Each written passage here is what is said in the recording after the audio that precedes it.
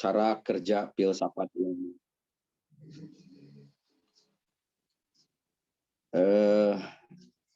Sebelum sampai ke pembahasan kita tentang sesi kelima mengenal cara kerja filsafat ilmu, terlebih dahulu saya mengingatkan topik sebelumnya.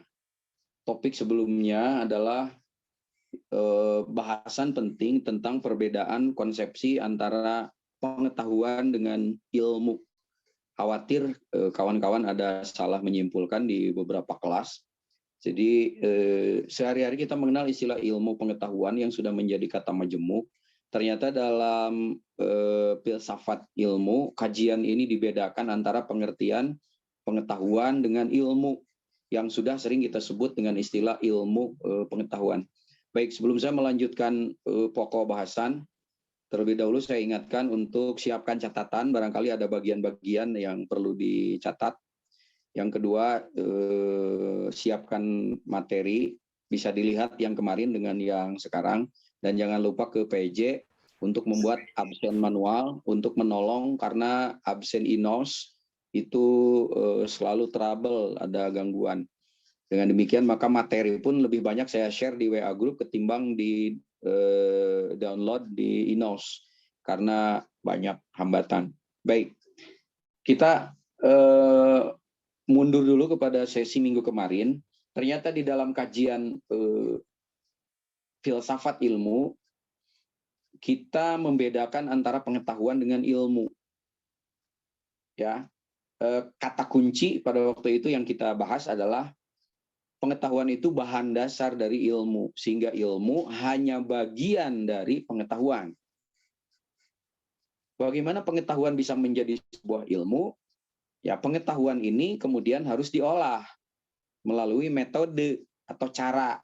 Metode dan cara mengolah pengetahuan menjadi sebuah disiplin ilmu, itulah yang disebut dengan metode ilmiah. Itu bahasa sederhananya begitu. Nah, dengan demikian maka setiap pengetahuan yang sudah diolah dengan metode ilmiah, dia akan menjadi ilmu yang dalam bahasa sehari-hari kita sebut ilmu pengetahuan. Kenapa kok ditempelkan ilmu pengetahuan? Ini menggambarkan bahwa ilmu itu bagian dari pengetahuan. Jangan dibalik. Jangan dibalik. Jadi nanti salah logikanya. Nah, kemudian pada materi yang lalu kita juga sudah membahas tentang cara manusia mendapatkan pengetahuan kan ada dua. Ada yang tidak disengaja, ada yang disengaja. Yang tidak disengaja, misalnya kalian lagi jalan-jalan, ada satu kejadian, lalu kejadian itu Anda ikuti, setelah itu ada terjadi pengolahan kejadian tadi, dan dari kejadian itu Anda menemukan ada sesuatu yang Anda ketahui, oh rupanya kalau kejadiannya seperti itu akan mengakibatkan bla bla bla bla bla, maka ini adalah pengetahuan yang Anda dapat, tetapi didapat dengan cara yang tidak sengaja. Nah, yang kedua ada pengetahuan yang didapat dengan cara sengaja, dipelajari, kayak kalian sekarang misalnya kuliah, diusahakan, dipelajari, apakah dengan cara baca yang teratur, atau dengan mengikuti kuliah, atau mendengar, atau sharing. Nah, ini pengetahuan yang didapat dengan cara yang sengaja, bahkan dengan metode tertentu. Pertanyaannya adalah, yang dipelajari oleh filsafat ilmu itu pengetahuan yang mana? Yang dipelajari oleh filsafat ilmu, jenis pengetahuan yang kedua ini, yaitu pengetahuan yang diperoleh karena diusahakan dan diupayakan. Nah, kenapa filsafat ilmu mempelajari jenis pengetahuan yang ini? Agar setiap pengetahuan yang sudah menjadi ilmu itu kita tahu boundary atau batas-batasnya. Selain mengetahui batas-batas kajiannya, kita tahu objeknya. Kita tahu apa perbedaan dengan ilmu pengetahuan yang lain. Jika ini tidak maka nanti dalam aplikasinya kita nggak tahu batas sebuah disiplin ilmu. Ya, akibatnya misalnya ada kawasan-kawasan yang dipelajari oleh sains, lalu nyebrang ke kawasan yang dipelajari oleh agama. Pertanyaan yang seharusnya ada di disiplin dan kawasan keagamaan dibawa ke sains. Kawasan yang seharusnya di filsafat dibawa ke sains.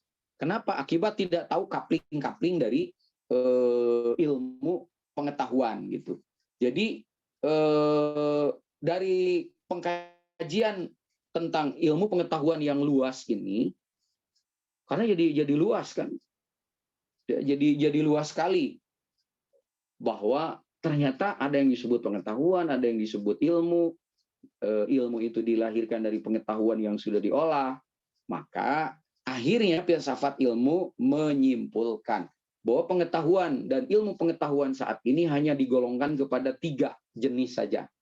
Ada yang disebut pengetahuan atau ilmu pengetahuan sains, ada ilmu pengetahuan filsafat, dan ada ilmu pengetahuan mistik. Nah, kata mistik ini harus dibedakan dengan klinik, dibedakan dengan spiritual, dibedakan dengan supranatural. Itu sebab pada sesi kemarin saya meminta kepada Anda untuk coba belajar memahami konsep-konsep yang hampir beririsan dan hampir sama itu.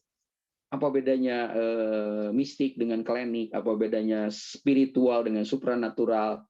Ya, jadi agar kita tahu tentang kapling-kapling batas pembicaraan kita. Hanya pada sesi yang kemarin ada yang perlu kita rumuskan tentang istilah pengetahuan sains. Dalam perspektif filsafat ilmu, ya, setiap pengetahuan yang sudah diolah dengan metode ilmu pengetahuan yang disebut dengan metode ilmiah, yang dihasilkan itu adalah sains sebetulnya. Sehingga istilah sains itu meliputi semua disiplin ilmu yang dilahirkan melalui metode ilmiah. Itu prinsip pokok di filsafat ilmu. Sayangnya di Indonesia ini terjadi pemilahan begitu. Karena ketika menyebut sains, konotasinya di Indonesia itu selalu kepada ilmu pengetahuan yang sifatnya eksak, ilmu pasti, dan selalu terkait dengan teknologi gitu. Padahal menurut prinsip filsafat ilmu itu tidak benar gitu, karena sains itu adalah ilmu apa saja yang sudah dihasilkan oleh metode ilmiah. Tapi di Indonesia ini terjadi perbedaan ketika disebut dengan sains itu identik dengan teknologi dan ilmu eksak. Sehingga di kita ada yang disebut dengan istilah sains itu dikaitkan dengan teknologi. Maka ada saintek. Di UIN bahkan ada fakultasnya, ada fakultas saintek gitu. Dan kita sudah bisa memahami dalam idrok kita gitu, bahwa kalau disebut saintek kayaknya ya itu udah jurusan-jurusan teknologi atau jurusan-jurusan ilmu pure, ilmu murni, misalnya matematika, fisika, kimia, biologi, pertanian, itu pun teknologi pertaniannya. Itu sudah begitu kita dikondisikan. Padahal secara filsafat ilmu nggak begitu. Nah, kalau begitu ilmu-ilmu yang lain itu dikelompokkan kemana? Makanya ada pengelompokan di Indonesia itu yang disebut dengan ilmu humaniora gitu, dan ilmu sosial. Itu untuk membedakan mana yang terkait dengan ilmu eksak atau pasti, dan teknologi mana yang terkait dengan di luar itu. Makanya di kita ada fakultas, ini kalau fakultas kita ini fakultas dakwah. Kalau ke kanan itu kita ke saintek, tapi kalau ke kiri itu ada fakultas adab, dan adab ini dikaitkan dengan adab dan humaniora. Nah, itu jadinya. Nah, di humaniora ini ada ilmu-ilmu sosial, jadi ilmu komunikasi, bimbingan konseling, ilmu dakwah, itu masuknya di mana? Itu di rumpun ilmu sosial gitu. Itu dalam taksonomi ilmu di Indonesia. Meskipun begitu ya kita mafhum lah kalau sudah saintek berarti yang dimaksud ilmu-ilmu eksak dan teknologi. Nanti di ilmu teknologi pun ada 2. Ada yang pure, ada yang terapan. Jadi kalau pure science itu fisika, kimia, biologi murni. Tapi kalau sudah applied science itu yang terapannya. Misalnya kimia industri ya, kemudian biologi pertanian, teknologi pangan dan lain-lain. Nah, itu pengelompokan di kita. Di luar negeri tidak dikenal begitu. Yang penting sains saja semuanya gitu, karena sudah diolah dengan dengan metode ilmiah. Nah, baik. Nyambungnya sedikit lagi tentang masalah mistik. Jadi istilah mistik ini kalau dalam perspektif filsafat ilmu itu berbeda dengan klinik gitu. Ya. Jadi kalau klinik itu sudah perdukunan. Klinik itu dekatnya dengan supranatural. Kalau supranatural itu sudah masuk ke hal-hal yang gaib, yang di luar kajian ilmiah. Yang kajian ilmiahnya spiritual. Yang non ilmiahnya klinik atau supranatural. Yang ilmiahnya spiritual. atau mistik. Bukan mistake. Kalau mistake kesalahan. Mistik. Jadi kalau misalnya ada yang suka nonton apa tuh? Jurnalisa. Aha, teman-teman pasti senyum nih kayak yang suka nonton Jurnalisa. Itu masuknya ke kajian ilmiah bukan? Bukan, itu masuknya ke klinik yang kayak gitu-gitu karena nggak bisa diilmiahkan. Tapi banyak yang menyenangi, ya manusia kan punya naluri. Naluri apa? Naluri mistik ya, naluri supranatural. Baik, itu nggak jadi kajian kita. Nah, lalu setelah kita tahu berbagai disiplin keilmuan ini dikelompokkan kepada 3, ada pengetahuan sains, ada filsafat, ada mistik yang di dalamnya ada pengetahuan agama. Ini harus dibedakan antara agama sebagai materi dan agama sebagai pengetahuan.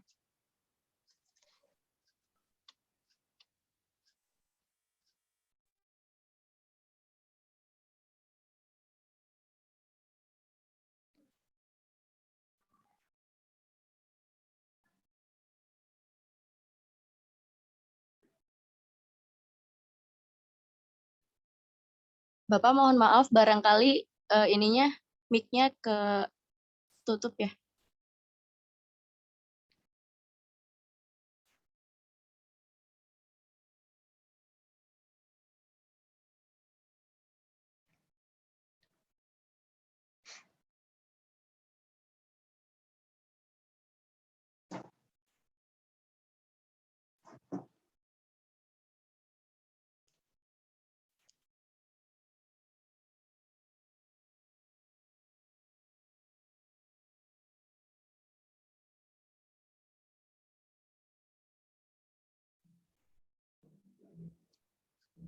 Cek suara udah masuk? Udah, Bapak. Udah, Bapak. Maaf, barusan ada telepon penting. Baik.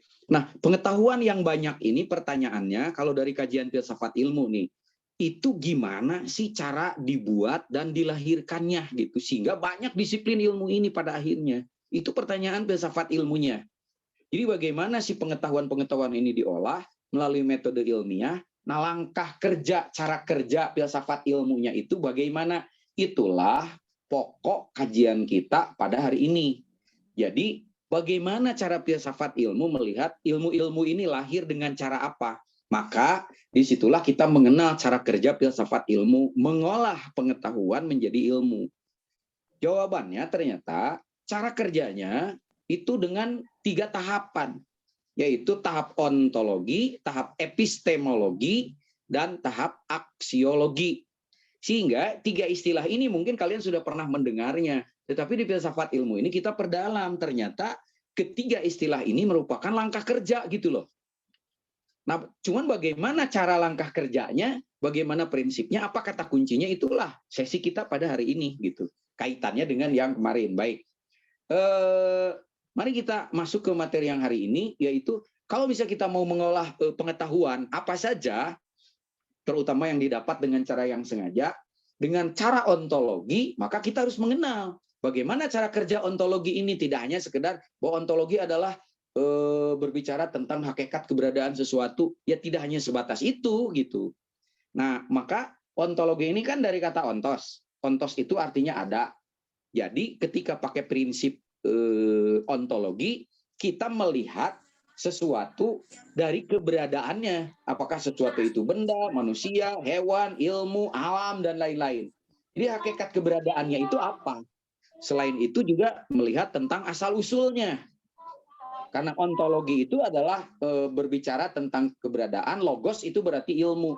Jadi ontologi adalah filsafat ilmu yang bertanya tentang hakikat wujud dan keberadaan sesuatu atau asal-usul sesuatu.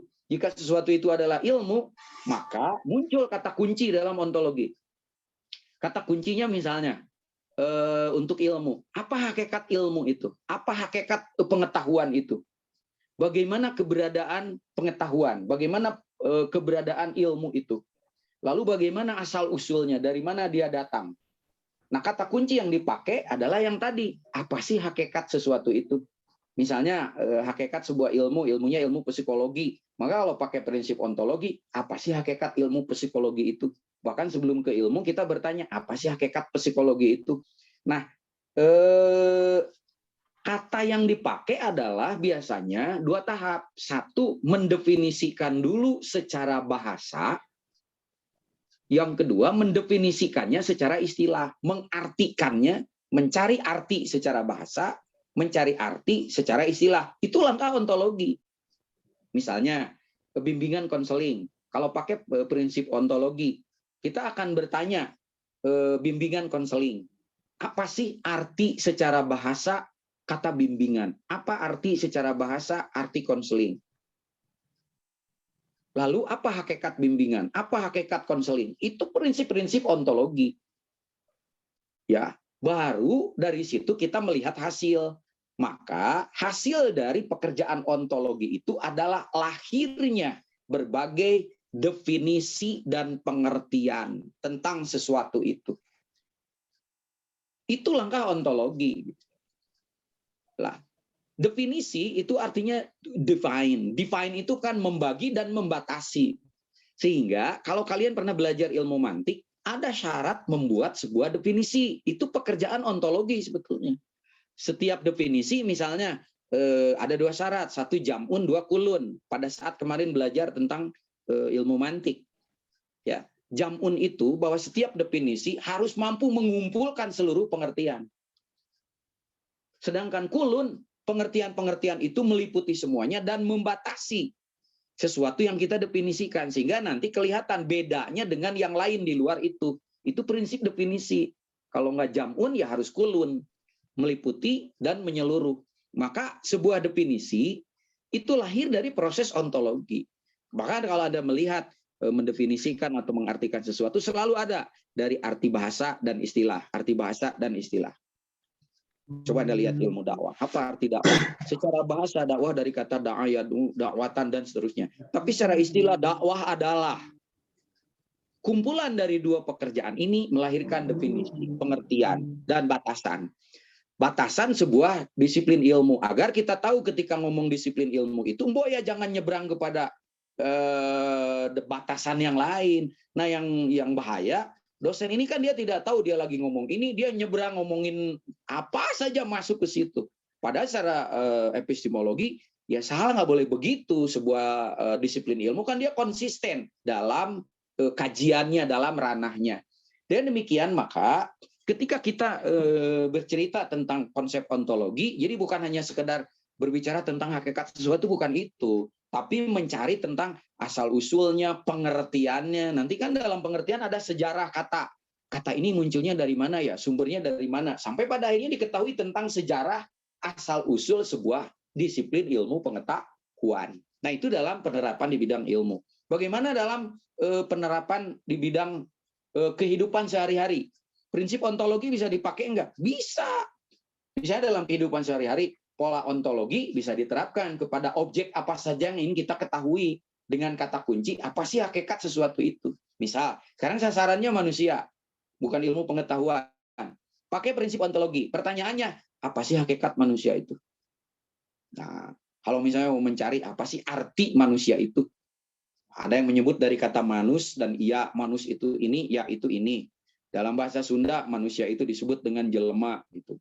Ada yang disebut dengan kirata di Sunda itu. Kirata itu dikira-kira tapi nyata gitu. Itu sebetulnya ontologi yang sederhana. Kenapa disebut jelema? Karena merejal tiba-tiba emak. Ya, itu kan pengertian sederhana. Kenapa disebut kursi? Karena cokornya atau kakinya di sisi gitu. Kenapa disebut calana? Ya karena dipancal salilana. Kenapa disebut semah? Karena sok ngahesekeun di imah. Sehingga kalau ada teman sibuk kita nyari di suguhan apa ya. Itu sebetulnya pola kerja ontologi gitu ya. Jadi dalam penerapan sehari-hari ontologi itu penting. Apa sih hakikat hidup? Apa hakikat cinta? Nah, cinta itu adalah, itu pola kerja ontologi. Jadi kalau ada teman, Anda punya pacar atau punya teman spesial gitu kan. Lalu ketika dia pakai tahu nggak tentang ini? Bentar, apa ya arti dari ini? Dia pola kerja ontologi. Nah, jadi dari ontologi ini muncul apa produknya? Definisi dan pengertian. Coba Anda makan cireng, pakai prinsip ontologi. Apa sih hakikat cireng? Wah, keluar tuh definisi. cireng adalah sejenis makanan nasional yang terbuat dari ini. Nah, itu prinsip ontologi. Jadi itu ya yang disebut dengan tahap ontologi. Setelah selesai tahap ontologi, sehingga hakikat sesuatu itu terbongkar maknanya, asal-usulnya, batasannya. Lalu tahap yang kedua, kita masuk kepada tahap epistemologi.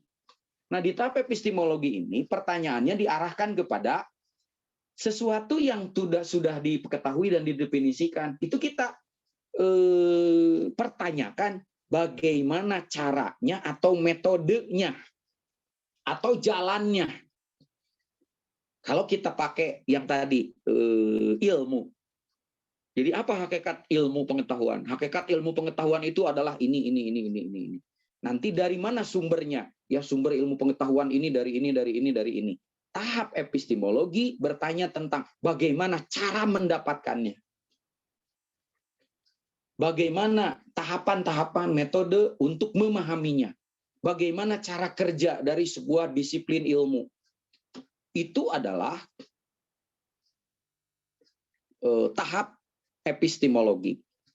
Itu sebab epistemologi adalah bagaimana cara, metode, atau cara kerja, bagaimana sebuah disiplin ilmu itu metodenya. Yang berikutnya adalah bagaimana disiplin ilmu itu dikembangkan. Karena sebuah ilmu harus berkembang. Nah, bagaimana disiplin ilmu itu dikembangkan? Dalam konteks ini ada dua istilah yang harus kalian pahami dan dicatat. Yaitu kita mengenal istilah metode dan metodologi. Kata-kata ini tipis loh. Tapi kalau tidak tahu menyakitkan itu. Apa sih bedanya metode dengan metodologi? Ya, tolong nanti dicari dan dibedakan. Siapa tahu UTS misalnya saya nanyain. Itu sederhana aja. Apa sih arti metode dan metodologi? Apa beda metode dengan metodologi? Ada metode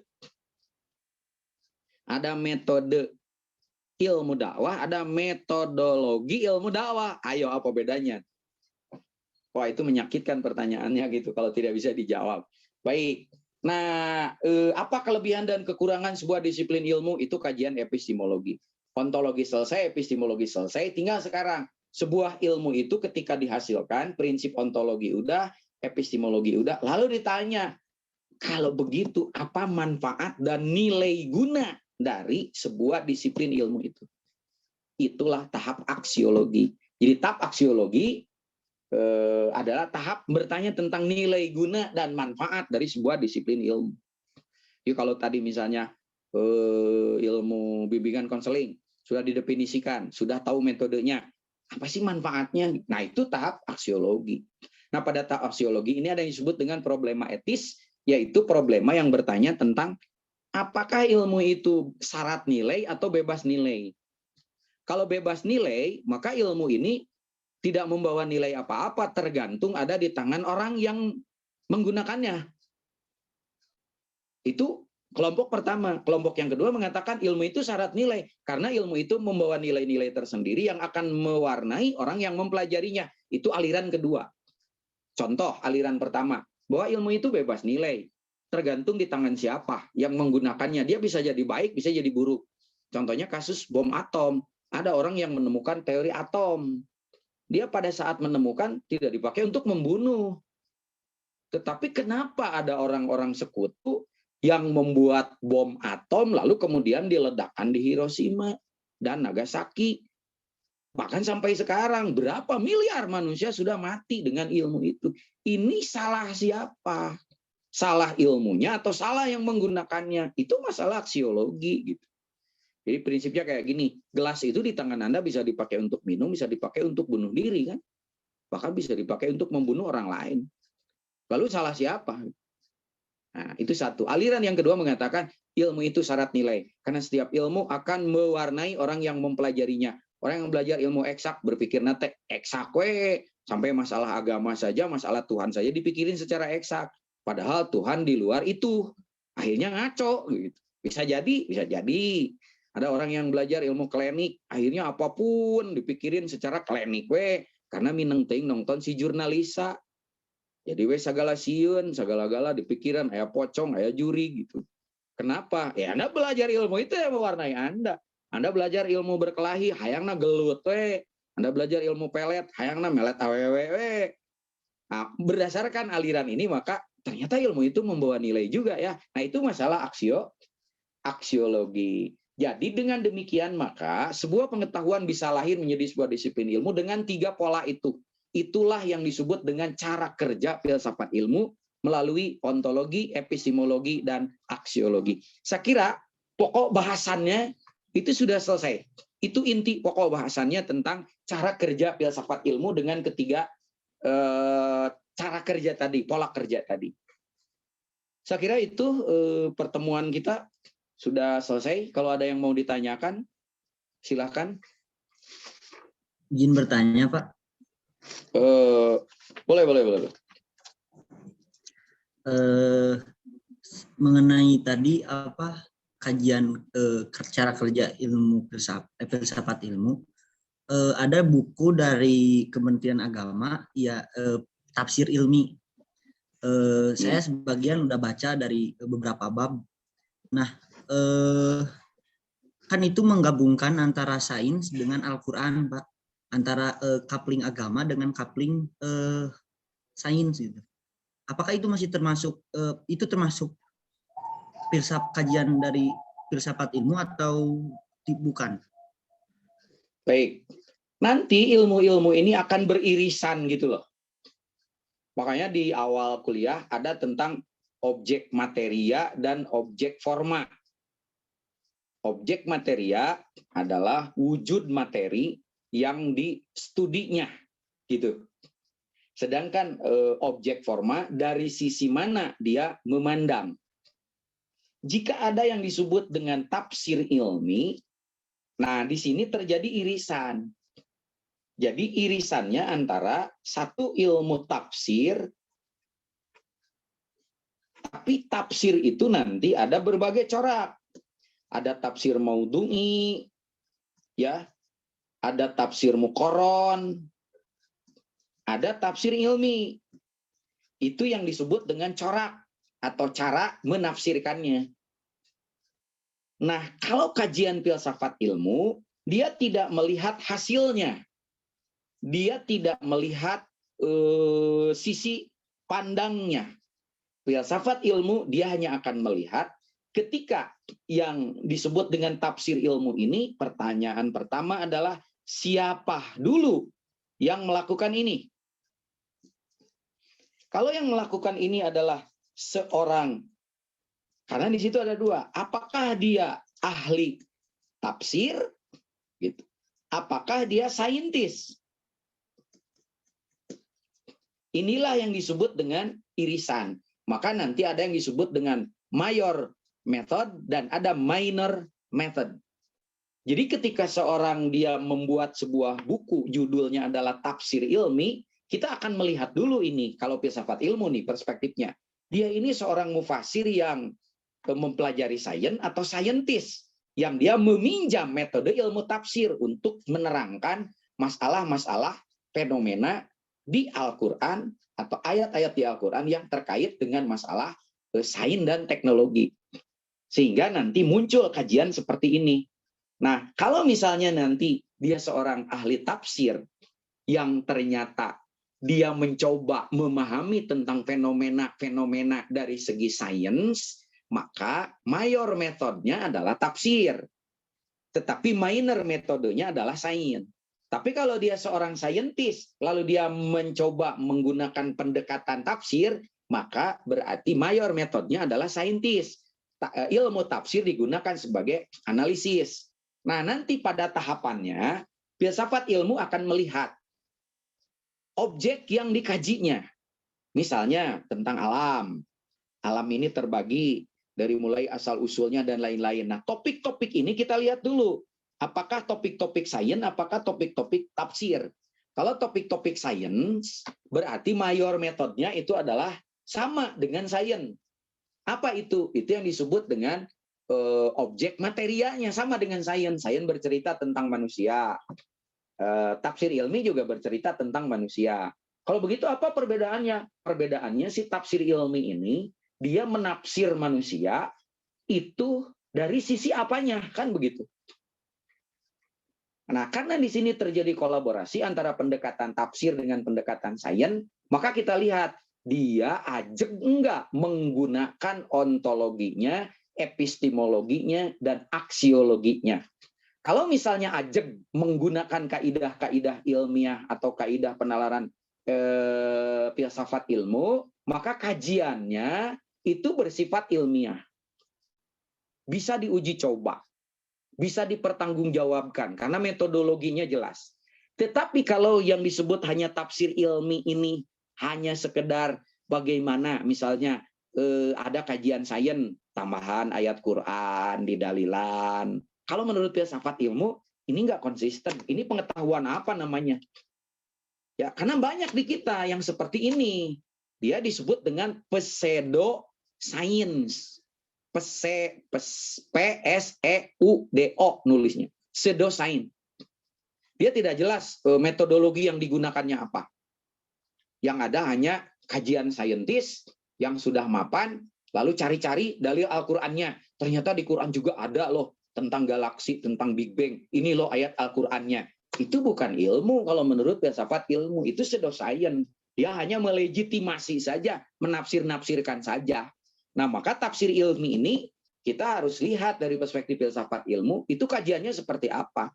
Jangan sampai tafsir ilmi gitu, tapi yang dipakai adalah penjelasan sains di ayat Al-Qur'anan, penjelasan tentang manusia bahwa manusia itu diciptakan bla bla bla bla bla bla, ternyata ada di Quran surat Al-Mu'minun begini-begini. Itu bukan sains murni, itu pseudoscience. Jadi sains semu karena tidak jelas metodologinya. Saya kira itu pertanyaannya tentang kasus tafsir ilmi. Memang betul di Departemen Agama ini banyak hal-hal yang sampai sekarang banyak yang seperti itu gitu. Karena yang menafsirkannya dia itu tidak mumpuni ilmunya. Dia hanya seorang ahli tafsir yang tidak paham sains. Tapi begitu melihat hasil-hasil sains dan mentakjubkan, dia tarik ke tafsir Al-Quran, tambahan ayatnya kan gitu. Atau sebaliknya, ada seorang saintis yang dia murni saintis, tiba-tiba ujung-ujungnya Islam gitu kan, dia melihat baca Quran jadi euforia, wah ternyata apa yang saya tafsirkan ini ada di Quran ini. Nah kalau yang murni itu dia matang di tafsirnya, dia matang di sainsnya, baru itu konsisten dilihat dari segi ontologi, epistemologi, dan aksiologi. Saya tidak tahu hasil tafsir ilmi ini dia cenderungnya kemana, apakah hanya legitimate saja hasil kajian sains lalu didalilan gitu kan, apakah itu yang dimaksud tafsir ilmi. Jadi coba Anda telisik lebih jauh, karena kalau pakai filsafat ilmu yang benar, dia akan bercerita dulu metodologi yang dia pakai. Misalnya, tafsir ini kan coraknya banyak. Ada yang disebut dengan tafsir maudhu'i misalnya. Nah, tafsir maudhu'i ini jelas metodologinya. Maka tafsir maudhu'i ini dia membanding antara uraian Quran dengan sains, lalu diambil kesimpulannya. Tapi langkah metodologinya jelas gitu. Jelas sekali langkah metodologinya. Nah, jadi untuk kasus tafsir ilmi ini, coba Anda telusuri lebih jauh. Apakah dia hanya menyajikan fakta-fakta sains di dalilan? Apakah dia menggunakan metode yang khas dalam mempelajari fenomena-fenomena sains, sehingga metodologinya jelas, langkahnya jelas, ontologinya jelas, epistemologinya jelas, dan aksiologinya jelas. Saya kira itu tentang kasus tafsir ilmi. Yang lain? Terima kasih Pak penjelasannya. Oke. Masih ada?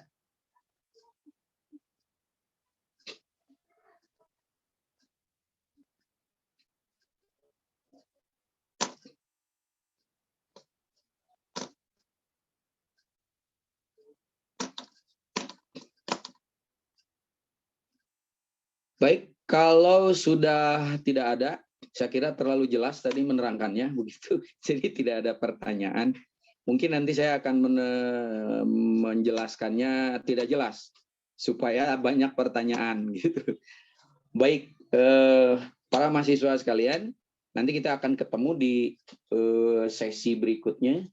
Sesi 6 itu kita akan mengenal karakteristik dari, kan nanti ilmu pengetahuan itu diolah dengan cara yang tadi ontologi, epistemologi, aksiologi. Nah, akhirnya nanti kita akan mengenal ada 3 jenis pengetahuan itu.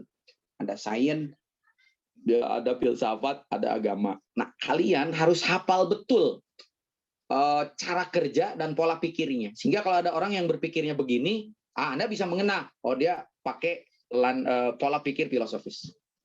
Kalau begini, ini saintis. Kalau begini, wah ini agama. Nah, sehingga kita tahu coupling masing-masing gitu. Dari situ maka nanti kita akan tahu ada nggak pertanyaan yang seharusnya tidak bisa ditanyakan di bidang filsafat karena itu di agama. Ini dipaksakan ditanyakan di bidang filsafat. Salahnya dijawab juga. Padahal itu coupling agama. Ya akhirnya itu yang menjadi pertentangan gitu. Itu untuk bahasan minggu depan. Baik, kalau sudah tidak ada lagi pertanyaan, tolong ke PJ saya ingatkan untuk selalu membuat absen manual. Jika ada pertanyaan-pertanyaan yang baru muncul setelah selesai kuliah ini, karena baru baca barusan, baru hadir barusan, silakan seperti biasa. Anda ajukan pertanyaan secara tertulis, kirim ke PJ, PJ nanti kirim ke saya, biasanya jawabannya menyusul. Saya kira itu kita akhiri pertemuan ini dengan sama-sama membaca Alhamdulillah. Dan kita tutup dengan doa kafaratul majelis. Alhamdulillahirobbilalamin.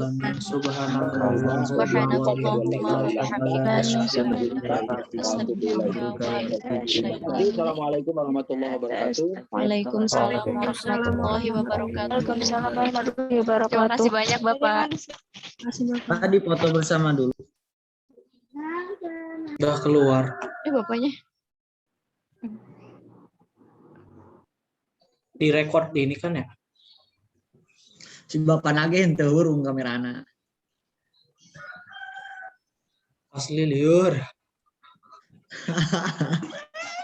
Kan Tapi si katakan, bapak, katakan.